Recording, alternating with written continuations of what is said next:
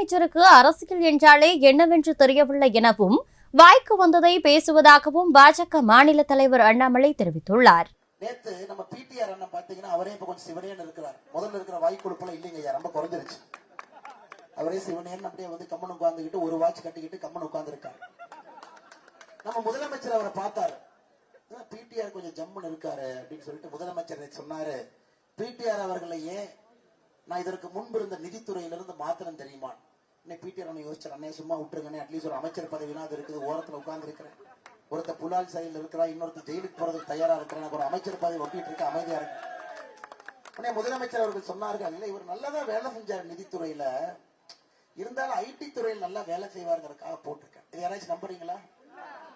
யாராச்சும் நம்புறீங்களா? முதலமைச்சர் அவர்களே, பிடிஆர் டேப் வெறும் 8 நிமிஷம் தான் கேட்டீங்க, இன்னும் 1 மணி நேரம் 2 நிமிஷம் இருக்குது, அது கேட்கல.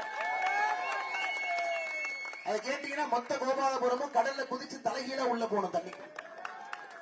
கொஞ்சம் தான் சொல்லியிருக்கார். முதல் குடும்பம் 30,000 கோடி ரூபாய் கொள்ளையடிச்சிருக்காருன்னு 8 நிமிஷத்துல கொஞ்சம் தான் சொல்லியிருக்காரு. அதனால ரொம்ப எல்லாம் புகழ்ந்துறாதீங்க.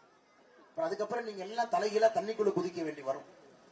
ஆனால் இவர்களுக்கு அரசியலே என்னன்னு தெரியலீங்க. அடுத்து என்ன பண்ணுவாங்க, எப்படி பாரதிய ஜனதா கட்சி யோசிக்கும், எந்த நேரத்துல எதை வெளியிடுவாங்கன்னே முதலமைச்சருக்கு தெரியறதில்லை. அவர் பாட்டுக்கு வாய்க்கு வந்ததை பேசுறாங்க. செய்திகளை உள்ளது உள்ளபடி தெரிந்து கொள்ள ரெஃப்ளெக்ட் நியூஸை சப்ஸ்கிரைப் பண்ணுங்க.